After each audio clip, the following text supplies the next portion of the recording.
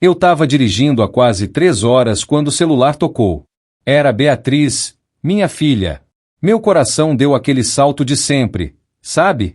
Aquela expectativa de pai que não vê a filha há meses e que finalmente ia passar um fim de semana com ela. Só que quando atendi, a voz dela estava fria. Gelada mesmo. Pai, olha, não vai dar para você vir hoje não. Surgiu um compromisso aqui e a casa tá uma bagunça. Melhor você deixar para outra hora. Eu fiquei mudo por uns segundos. Olhei pro banco de trás do carro, cheio de presentes que eu tinha comprado para ela. Uma manta que ela tinha comentado que queria há 3 meses atrás, quando a gente ainda conversava direito. Tinha passado em 5 lojas diferentes até achar a cor exata que ela falou. Aqueles chocolates importados que ela adora desde criança, os mesmos que a mãe dela dava para ela todo aniversário. Um livro sobre arquitetura sustentável que eu tinha encomendado especialmente. Tinha até dedicatória que eu escrevi na primeira página. Tava tudo ali, embrulhado com capricho, papel de presente que eu mesmo escolhi e embrulhei, porque eu queria que ficasse especial. Tinha até preparado uma surpresa. Tinha trazido o álbum de fotos antigo da família, aquele que a mãe dela organizava com tanto carinho. Pensei que a gente podia sentar junto e relembrar os tempos bons. Ver as fotos da infância dela, das viagens que a gente fazia quando ela era pequena, da formatura dela. Mas tudo isso agora parecia inútil. Bia, mas eu já tô quase chegando. Tô a uns 40 minutos daí. Não precisa se preocupar com bagunça, você me conhece, eu não ligo para essas coisas. Eu só quero te ver, filha. Faz quase 4 meses que a gente não se vê pessoalmente. A voz dela ficou ainda mais tensa. Pai, eu tô falando que não dá. Preciso resolver umas coisas aqui e não vou ter tempo para te receber direito. A gente marca outro dia, tá bom? Que coisas, Bia? Aconteceu alguma coisa? Você tá bem? Tô bem, pai. Só, tô ocupada. É só isso. Eu sentia que não era só isso. Tinha algo na voz dela que não estava certo. Um nervosismo. Uma urgência que não era normal. Filha, se você tá com algum problema, pode me contar. Eu tô aqui para isso. Para o que você precisar. Não é problema nenhum, pai. Eu só tô com muita coisa para resolver e não vai dar tempo de te receber hoje. Por favor, entende. A forma como ela falou aquilo, não tinha negociação. Era uma ordem disfarçada de pedido. E o pior é que eu percebi algo na voz dela. Não era só irritação. Era vergonha. Ela tava com vergonha de mim. Tá bom, filha. Eu entendo. Menti. Não entendia nada. A gente se fala depois então. Desliguei e encostei o carro no acostamento. Fiquei ali parado, vendo os outros carros passarem, sentindo aquele nó na garganta que a gente sente quando tenta não chorar. Eu tinha 60 anos, era diretor de uma multinacional, comandava mais de 300 funcionários, fechava contratos milionários toda semana. Mas naquele momento, eu era só um pai rejeitado pela própria filha. A Beatriz sempre foi o orgulho da minha vida. Quando a mãe dela morreu, ela tinha só 12 anos. Câncer levou minha esposa em 6 meses. Foi tudo muito rápido. Descobrimos em janeiro. Em julho ela já tinha partido. A Helena era tudo para mim. A gente tinha se conhecido no trabalho. Ela era secretária no primeiro escritório onde trabalhei. Começamos como amigos, depois virou namoro, depois casamento. 20 anos juntos. 20 anos que pareceram 5 minutos quando ela se foi. Lembro do dia que o médico deu o diagnóstico. A gente estava na sala dele, aquela sala fria de hospital, com aquele cheiro de desinfetante que nunca sai. Ele abriu a pasta com os exames e a gente já sabia que não eram boas notícias pela cara dele. É um câncer agressivo, ele disse. Já tá espalhado. A Helena apertou minha mão com tanta força que deixou marca. Mas ela não chorou. Não na frente dele. A gente chorou no carro. Os dois abraçados, sem conseguir falar nada. E depois, quando chegamos em casa, a Beatriz estava lá, esperando a gente com aquele sorriso de criança que ainda não sabe que a vida pode ser cruel. A Helena secou as lágrimas, arrumou o cabelo e entrou com o maior sorriso do mundo. Oi, meu amor. Como foi a escola hoje? Como se nada tivesse acontecido. Como se ela não tivesse acabado de receber uma sentença de morte. A gente escondeu da Beatriz por 2 semanas. Não queria assustá-la. Mas era impossível esconder para sempre. Quando a Helena começou a quimioterapia, quando o cabelo começou a cair, quando ela começou a ficar fraca demais para sair da cama, a gente teve que contar. Sentar com nossa menina de 12 anos e explicar que a mãe dela estava muito doente. Que ia ter que fazer tratamento. Que a gente ia lutar muito. E a gente lutou. Nossa, como a gente lutou. Mas não foi suficiente. Em julho, num domingo de manhã, a Helena me chamou. Eu estava no quarto do lado. Tinha passado a noite toda acordado vigiando ela. Ela estava tão fraca que quase não conseguia falar. Mas ela me pediu para sentar do lado dela. Segurou minha mão com aquela mão magra, cheia de hematomas das agulhas do hospital. Promete para mim, ela sussurrou. Promete que vai cuidar da nossa menina. Que vai dar tudo do bom e do melhor para ela. Que ela vai ter todas as oportunidades. Eu prometi. Prometi chorando, segurando a mão dela, sentindo ela se despedindo. 3 horas depois, ela tinha partido. O velório foi o dia mais difícil da minha vida. Ver a Beatriz do lado do caixão, com aquela cara de quem não entende por que isso está acontecendo.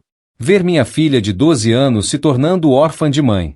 E saber que dali para frente, eu ia ter que ser pai e mãe ao mesmo tempo. E eu cumpri a promessa, sabe? Trabalhei que nem um condenado. Fazia hora extra, pegava projetos extras, subia na empresa. Acordava às 5 da manhã para preparar o café da manhã dela, levar ela na escola, depois ir trabalhar.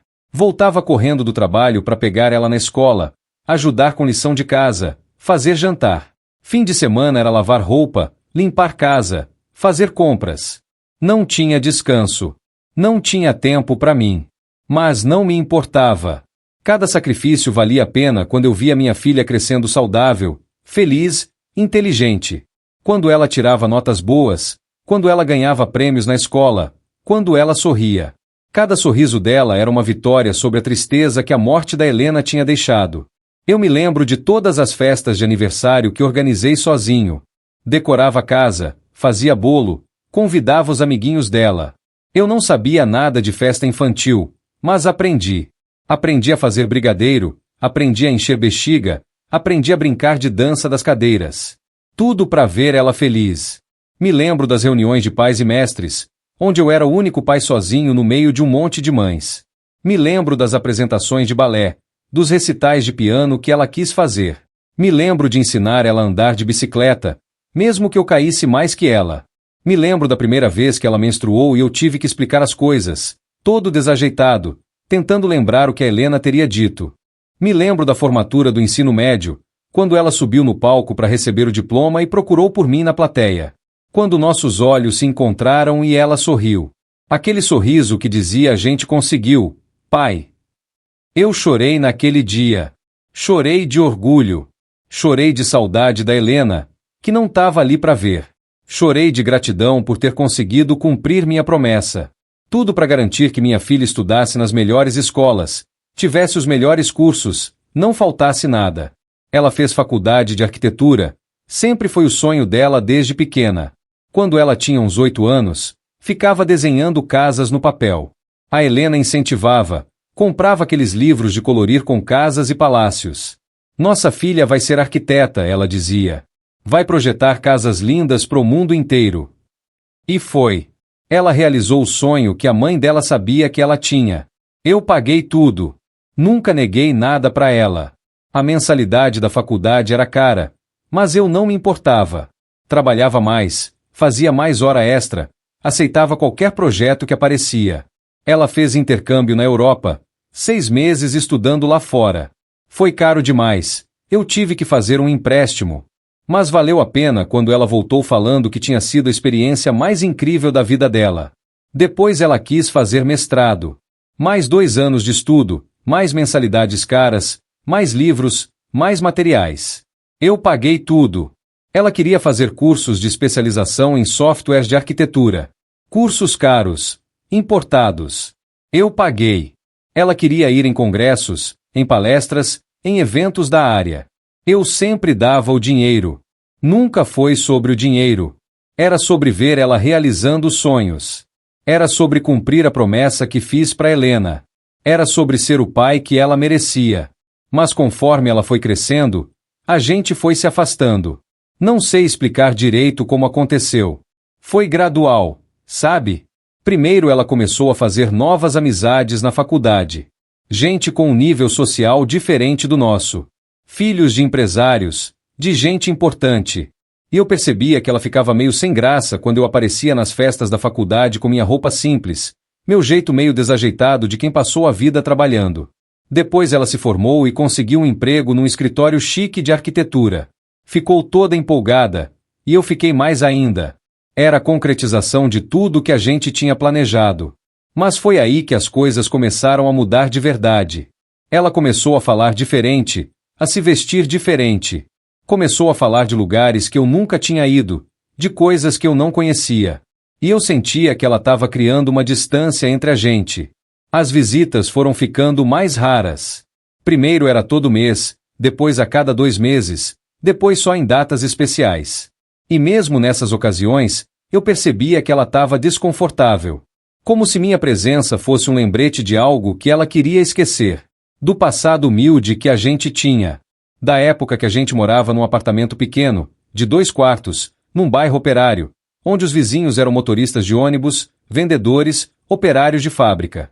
Gente trabalhadora, gente honesta, mas que não tinha o status que ela agora buscava. Lembro de uma vez que ela trouxe uma amiga nova em casa. Essa amiga era filha de um médico famoso, morava num condomínio de luxo. Quando elas chegaram, eu vi a cara da Beatriz olhando para casa com olhos críticos. O sofá velho, a televisão antiga, a cozinha simples. Ela levou a amiga direto pro quarto dela, nem me apresentou direito. E quando a amiga foi embora, ela disse: "Pai, você não acha que tá na hora de trocar essas coisas? Tá tudo muito antigo." Antigo. Como se antigo fosse sinônimo de vergonhoso. Aquele sofá tinha sido comprado quando ela tinha 5 anos. A Helena tinha escolhido ele com tanto cuidado.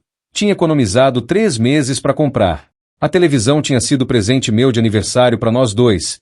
Tinha sido tão caro na época que eu tive que parcelar em 12 vezes. Mas para Beatriz, aquilo tudo era só velho. Só vergonha. Eu me lembro também que, quando ela era pequena, a gente tinha um ritual. Todo domingo a gente ia no parque, levava um lanche simples, ficava o dia todo lá. Ela adorava. A gente brincava no balanço, corria no gramado, alimentava os pássaros. Eram os melhores dias da semana. Mas conforme ela cresceu, aquilo foi parando. Ai pai, tô cansada. Tô com lição de casa. Tenho outros planos. Até que um dia ela disse: "Pai, eu já tô muito velha para essas coisas." Ela tinha 15 anos. 15 anos era muito velha para passar tempo com o pai. Mas não era muito velha para sair com as amigas ricas para os lugares chiques que eu nunca podia pagar. Não era muito velha para viajar para os lugares que só gente com dinheiro frequenta. Que eu dirigia um carro velho, que a gente comia arroz e feijão todo dia porque era o que dava para fazer. Da época que eu não podia comprar roupas de marca para ela. Só aquelas roupas de loja popular.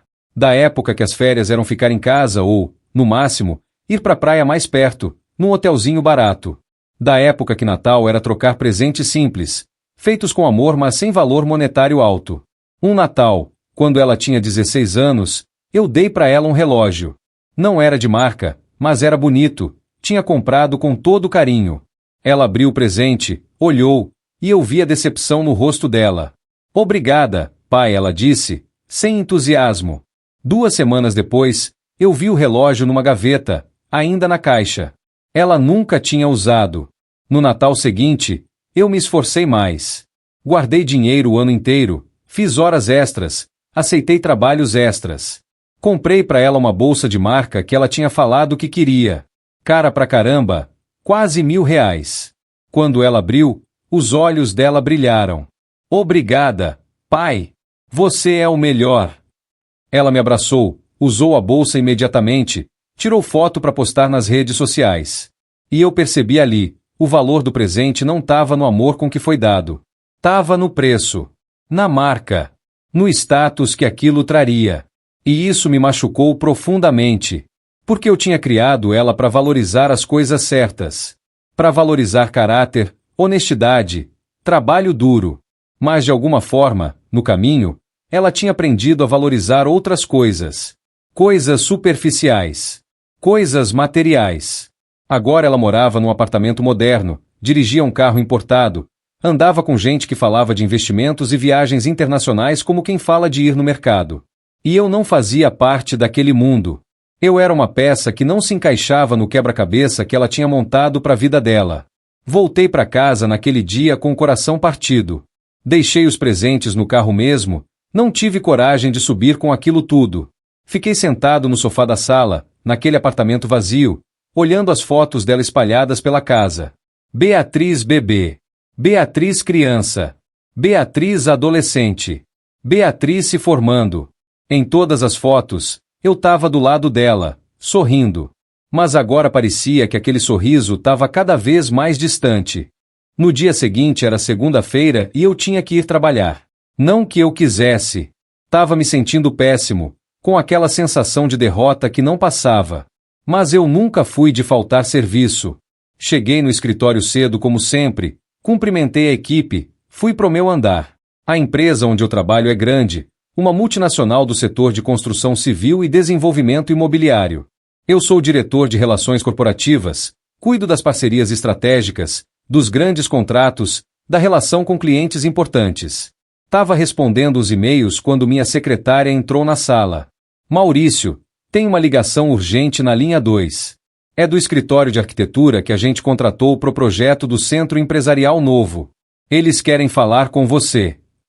Eu atendi e-mail no automático, ainda pensando nas coisas. Maurício Almeida. Bom dia, senhor Maurício. Aqui é o Roberto Silva, sócio-diretor do escritório de arquitetura.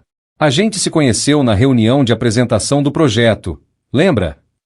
Eu lembrava vagamente. Um cara metido, cheio de salamaleque, daqueles que fala difícil para parecer inteligente. Sim, claro. Em que posso ajudar? Olha, eu tô ligando porque surgiu uma situação delicada aqui. A arquiteta responsável pelo projeto de vocês, a Beatriz, ela não vai poder continuar no projeto. Meu coração gelou. Beatriz.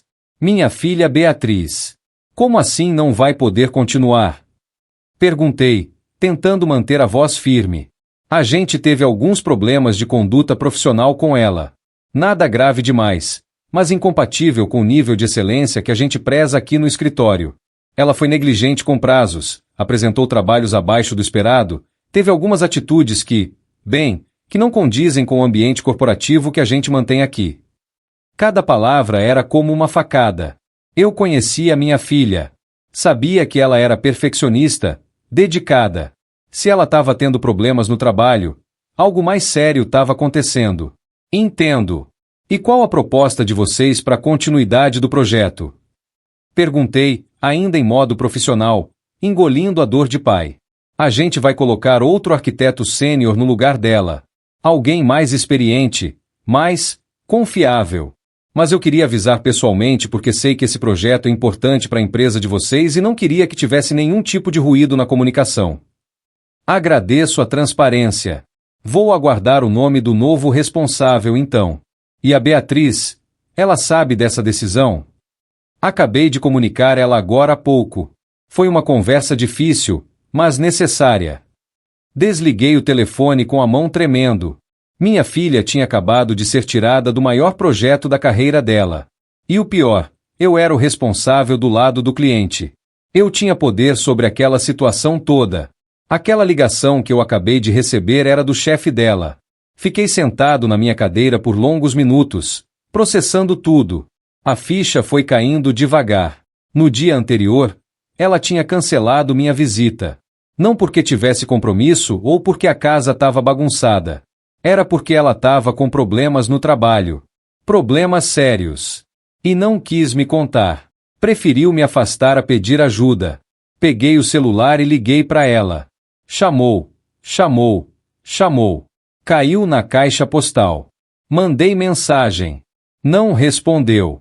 Tentei de novo mais tarde. Nada. Fiquei a semana inteira tentando contato. Ligações, mensagens, até e-mail eu mandei. Beatriz tinha sumido. Até que na sexta-feira, finalmente, ela respondeu uma mensagem. Pai, tô precisando de um tempo. Por favor, não insiste. Aquilo me destruiu mais ainda. Minha filha estava passando pelo pior momento da vida profissional dela e não queria minha ajuda. Não queria nem falar comigo. Mas eu não sou de desistir fácil. Nunca fui. Passei o fim de semana bolando um plano. Segunda-feira de manhã, cheguei no escritório e pedi uma reunião com o presidente da empresa. Maurício, o que te traz aqui tão cedo? Ele perguntou, me recebendo na sala dele. Eu preciso falar sobre o projeto do Centro Empresarial Novo, especificamente sobre a mudança de arquiteto. Ah, sim. O pessoal do escritório me avisou. Algum problema? Eu gostaria de solicitar que a Beatriz continue no projeto. Ele franziu a testa. O escritório foi bem claro que ela não atendia os padrões deles. Você acha que é prudente insistir nisso? Eu acho que todo profissional merece uma segunda chance. E mais do que isso, eu acho que a gente precisa entender o contexto. Às vezes as pessoas passam por momentos difíceis e isso afeta o desempenho. Mas isso não define quem elas são profissionalmente. Ele me olhou com aquela cara de quem estava entendendo mais do que eu estava falando. Maurício, essa arquiteta, ela tem alguma relação pessoal com você? Respirei fundo. Podia mentir.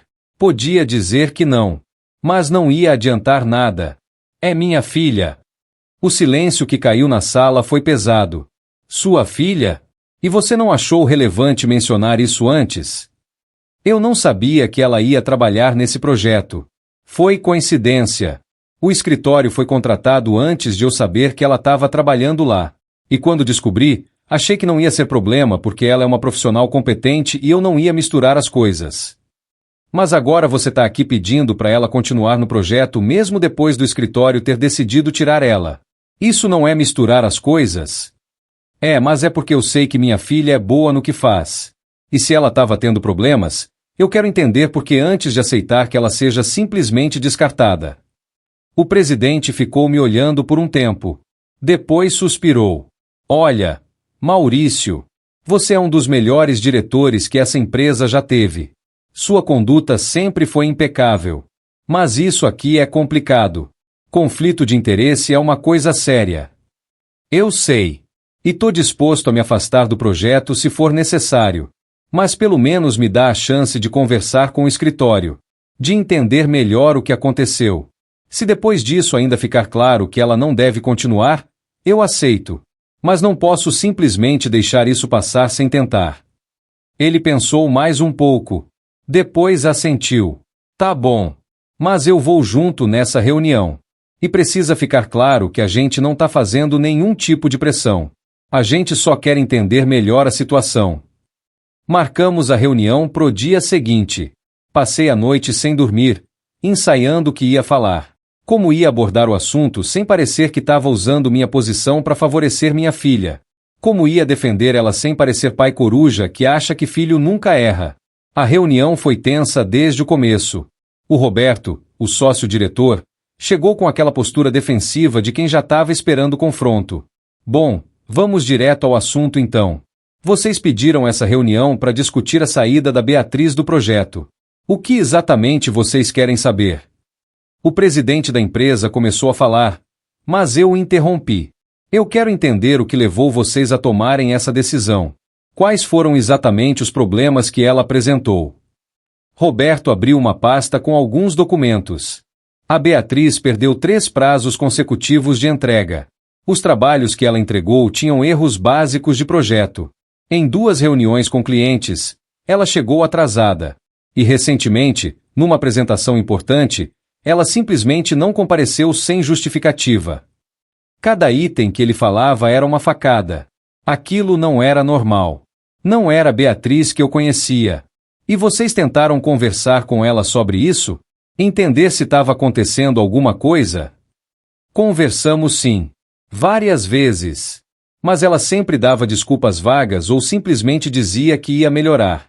Só que não melhorou. Piorou. E em nenhum momento vocês consideraram que ela poderia estar passando por algum problema pessoal? Alguma coisa que estivesse afetando o trabalho dela? Roberto fez uma cara de impaciência. Senhor Maurício, com todo respeito, todo mundo tem problemas pessoais. Mas isso não justifica desleixo profissional. A gente tem uma reputação a zelar, compromissos a cumprir.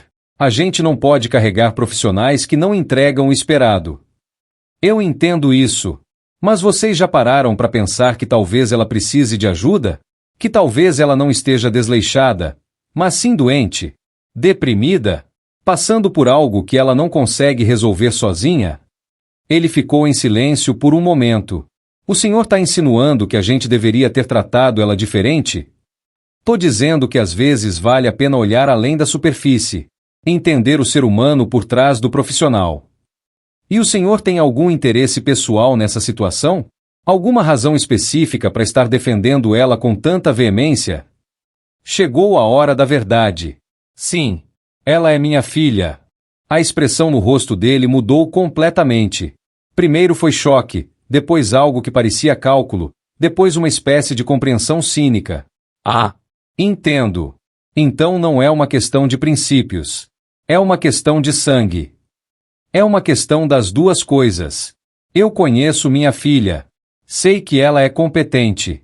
Sei que se ela está falhando, é porque algo muito errado está acontecendo. E como pai e como profissional, eu não posso simplesmente ignorar isso. O presidente da empresa interveio. Roberto, o que o Maurício está propondo é razoável. Não estamos pedindo que vocês mantenham ela no projeto incondicionalmente. Estamos pedindo que deem a ela uma chance de se explicar, de consertar os erros. Com acompanhamento, talvez com um mentor mais experiente. Se mesmo assim não funcionar, aí sim a gente aceita a decisão de vocês. Roberto ficou pensando. Dava para ver que ele não gostou nada daquilo. Mas também sabia que a gente era um cliente importante. Muito importante.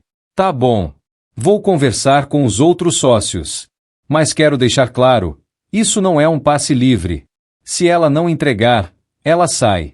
E vocês vão ter que aceitar isso. Aceito os termos. Eu disse. Saímos da reunião e o presidente me parou no corredor. Maurício, você tem certeza do que está fazendo? Você está colocando sua reputação em jogo por causa disso. Eu sei. Mas é minha filha. Não posso simplesmente deixar ela afundar sem tentar fazer nada. E se ela continuar falhando? E se você descobrir que ela realmente não está dando conta? Aí eu vou ter que aceitar. Mas pelo menos vou ter tentado. Ele assentiu, mas eu vi a preocupação no olhar dele. Voltei para o escritório e tentei ligar para Beatriz de novo. Nada. Mandei mensagem. Filha, preciso falar com você urgente. É sobre o trabalho. Por favor, atende. Dessa vez ela respondeu. Pai, como você sabe do trabalho? Posso explicar pessoalmente? Me deixa te ver. Por favor. Demorou quase uma hora para ela responder. Tá bom. Pode vir aqui em casa hoje à noite.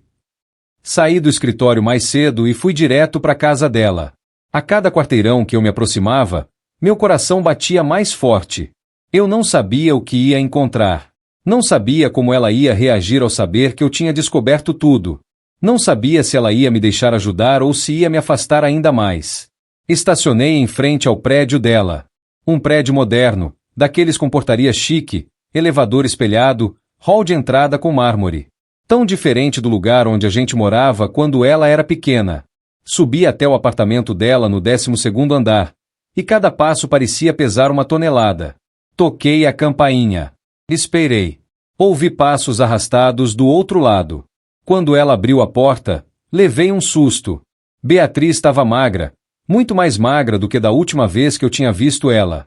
O rosto estava pálido, sem cor, como se o sangue tivesse sido drenado. As olheiras eram profundas, roxas, daquelas que vêm de noites e mais noites sem dormir direito. O cabelo, que ela sempre mantinha impecável, estava preso num coque bagunçado, com mechas escapando para todo lado. Mas o que mais me assustou foi o olhar. Aquele olhar vazio, perdido, de quem não tem mais forças para fingir que está tudo bem. Oi, pai. Ela disse, com a voz cansada, quase um sussurro. Oi, filha. Posso entrar? Ela abriu espaço, meio hesitante, e eu entrei. O choque continuou.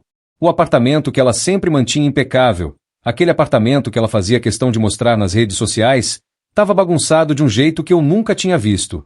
E olha que eu vi muita bagunça quando ela era adolescente. Tinha roupa espalhada pelo sofá, pela mesa de jantar, pelo chão. Roupa limpa misturada com roupa suja. Na pia da cozinha, pilhas de louça suja.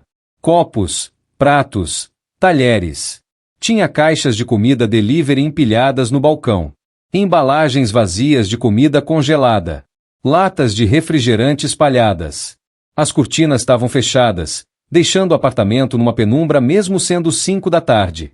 O ar estava pesado, abafado, com cheiro de lugar fechado há muito tempo. As plantas que ela tanto gostava de cuidar estavam murchas, algumas até mortas. Desculpa a bagunça, ela murmurou, tentando juntar algumas roupas do sofá para eu poder sentar. Não se preocupa com isso agora, filha. Sentamos no sofá, no meio da bagunça. Ela ficou olhando para as próprias mãos, mexendo nos dedos, evitando me olhar nos olhos. Eu esperei. Deixei o silêncio se instalar. Às vezes a gente precisa deixar o silêncio fazer o trabalho dele antes de começar a falar. Bia, o que está acontecendo? Perguntei, com a voz mais suave que consegui. Foi como se aquela pergunta tivesse aberto uma comporta. Ela começou a chorar. Não um choro delicado. Um choro profundo, daqueles que vêm de dentro, que sacodem o corpo inteiro. Aquele choro de quem está segurando há muito tempo e não aguenta mais. De quem está carregando um peso que é grande demais para carregar sozinho. Eu abracei ela e deixei ela chorar no meu ombro, igual quando era pequena. Igual quando ela caía e ralava o joelho. Igual quando brigava com alguma amiguinha na escola. Igual quando teve a primeira desilusão amorosa aos 15 anos. Eu estava ali. Sempre tive. E não ia ser agora que ia sumir. Ficamos assim por longos minutos. Eu só segurava ela enquanto ela chorava. Não tentei fazer parar. Não disse que estava tudo bem quando não estava.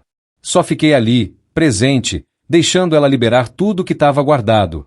Quando os soluços finalmente começaram a diminuir, ela se afastou um pouco, pegou um guardanapo de papel que estava em cima da mesinha de centro no meio de várias outras coisas, limpou o rosto.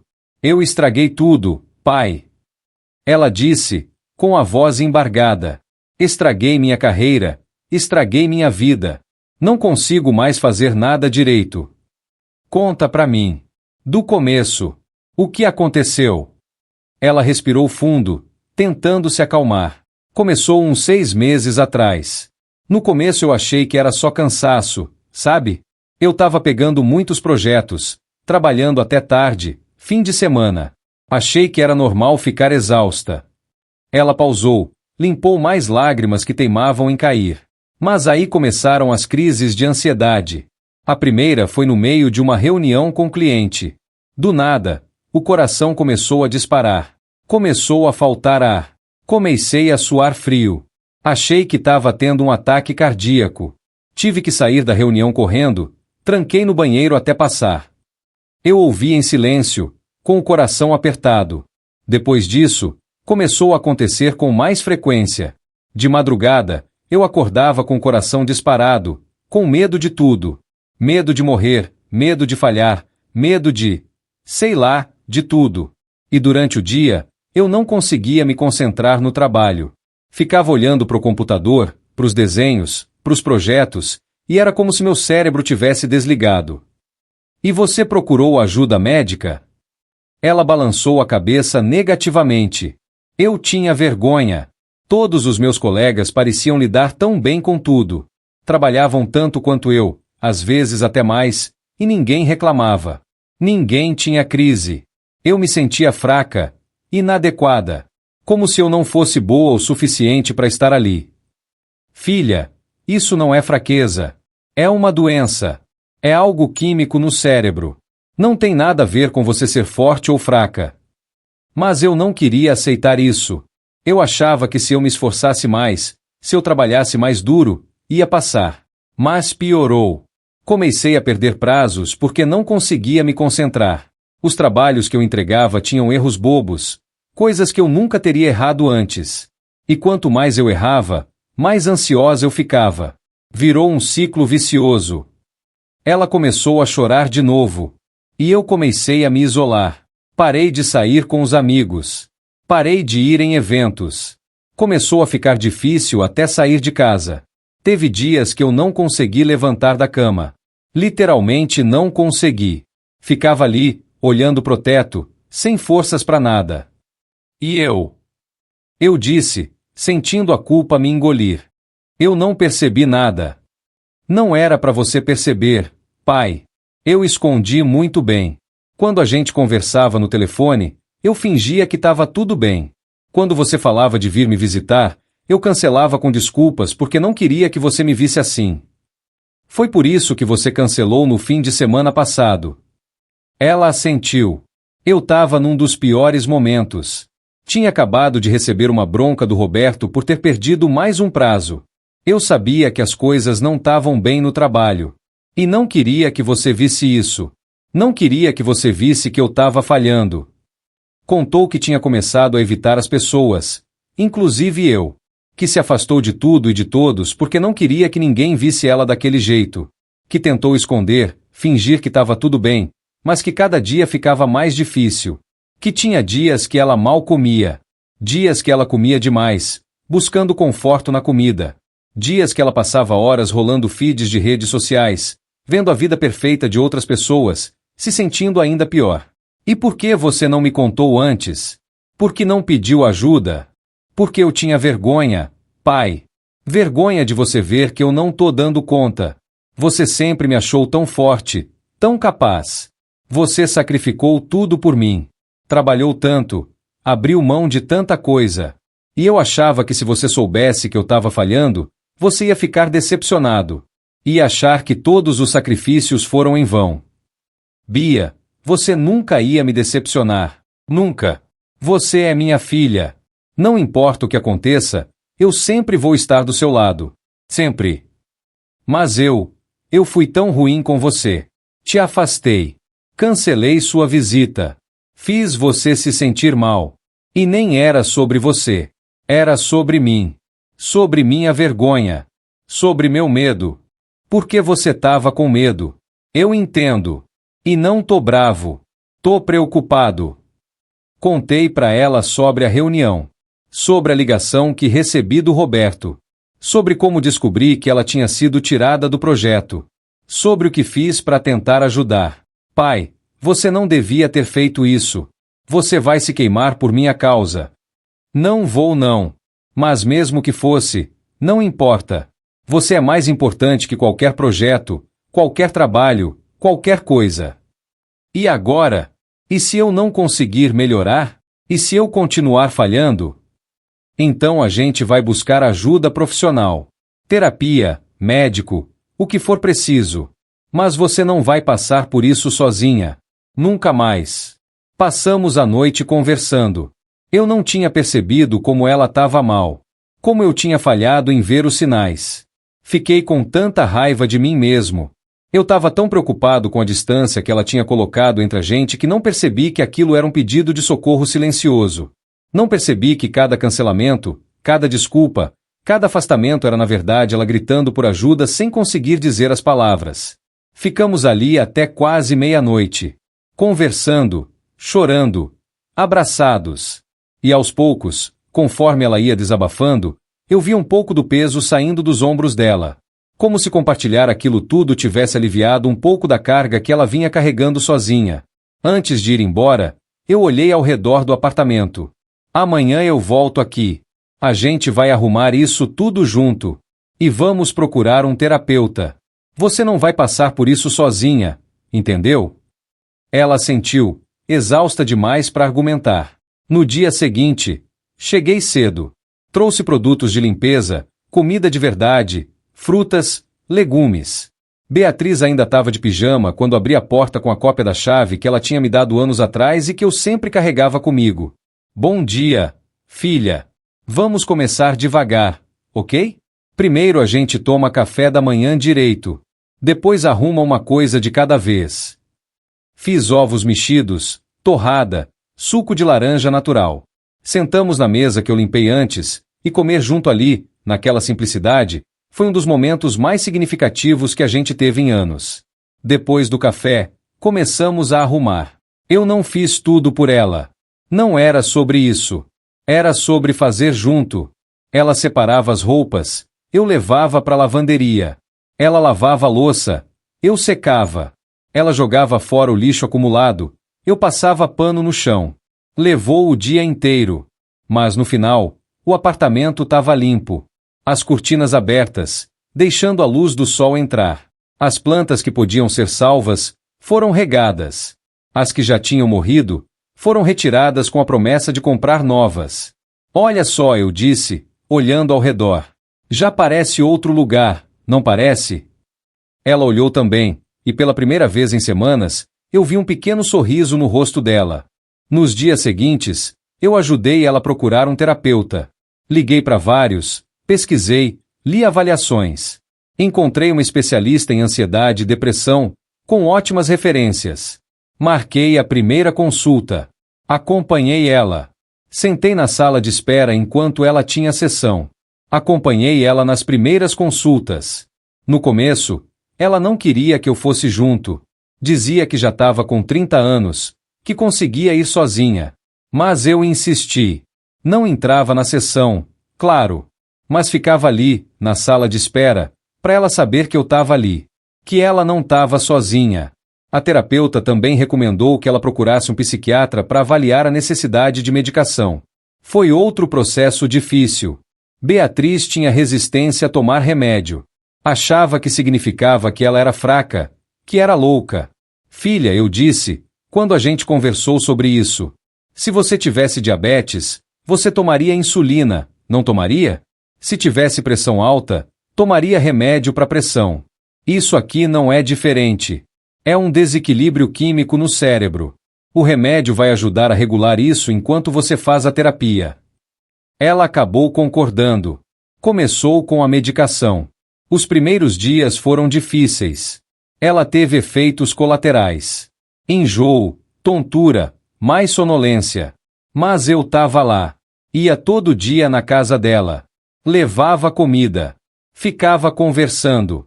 Ajudava com as coisas práticas do dia a dia que ela ainda não tinha energia para fazer. Ajudei a organizar a vida dela.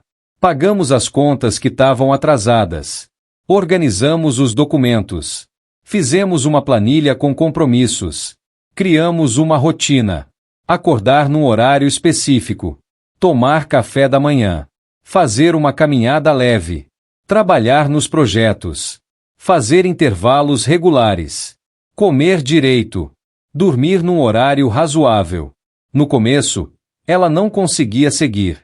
Tinha dias que ela recaía. Dias que ela não saía da cama de novo. Dias que a ansiedade voltava forte. Mas aos poucos, muito devagar, ela começou a melhorar. Conversamos também sobre o trabalho. Sobre o que tinha acontecido. Sobre a ligação que eu recebi. Sobre a reunião. Pai, você arriscou sua reputação por mim.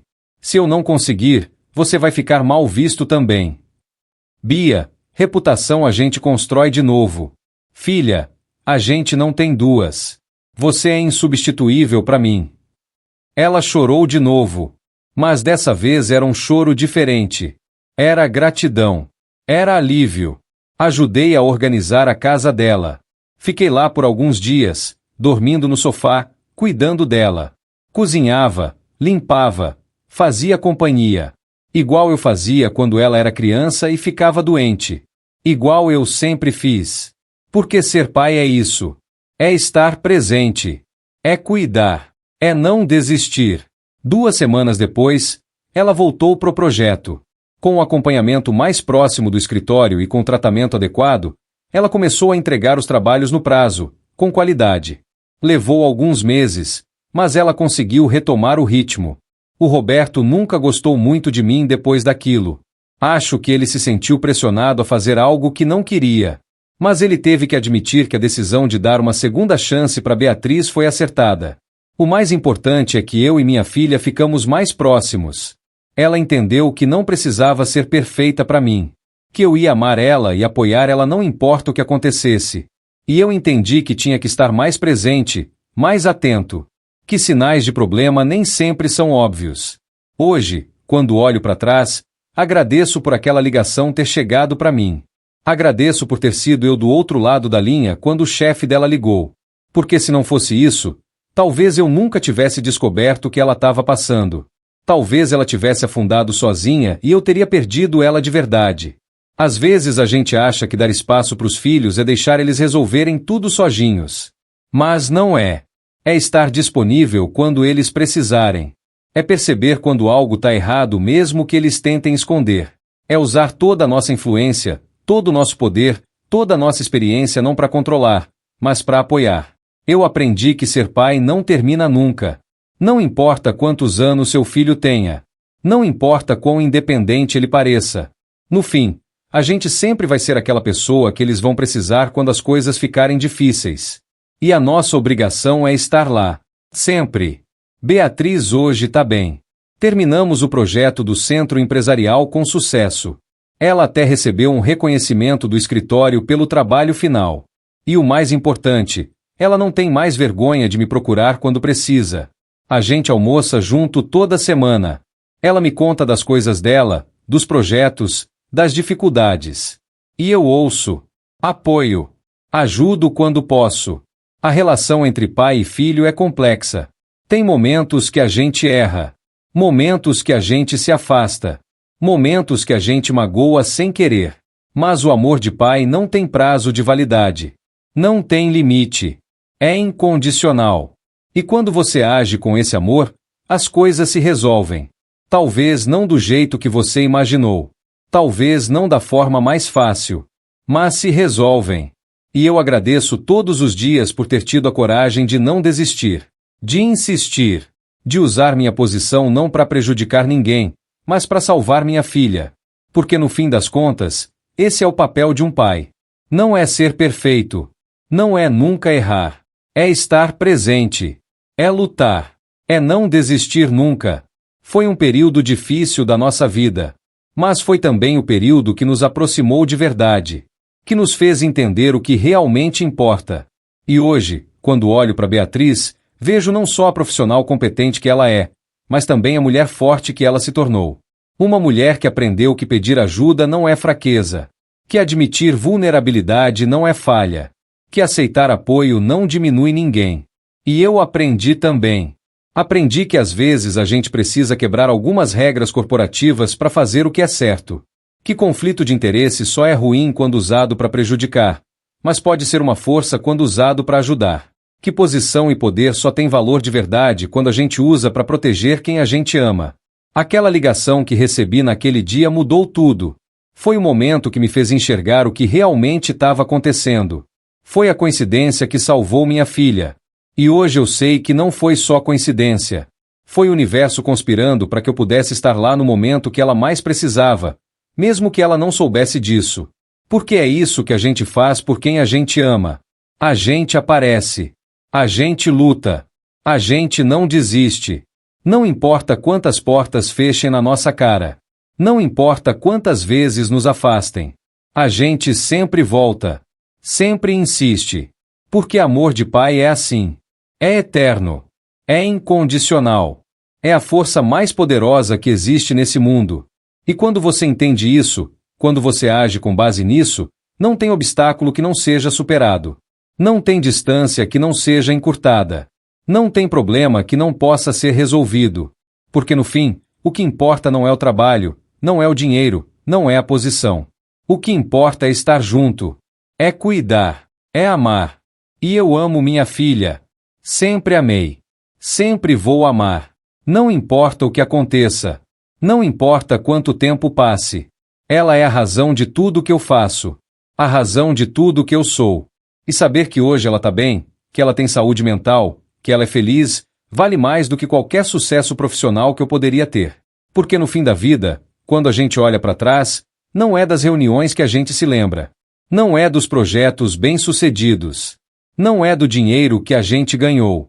É dos momentos com quem a gente ama. É das batalhas que a gente lutou por eles. É do amor que a gente deu e recebeu. E eu tenho isso. Eu tenho minha filha de volta. Eu tenho nossa relação reconstruída. Eu tenho a certeza de que fiz o que era certo. E isso, meus amigos, não tem preço. Isso é o que realmente importa na vida. Então, se você está passando por algo parecido, se seu filho se afastou, se você sente aquela dor de quem não é mais procurado, não desista. Continue insistindo. Continue mostrando que você está ali. Porque uma hora a vida vai dar uma oportunidade para você mostrar que o amor de pai nunca acaba. E quando essa hora chegar, você tem que estar pronto para agir, para lutar, para fazer o que for preciso. Foi isso que eu fiz. Foi isso que salvou minha filha. Foi isso que salvou a gente.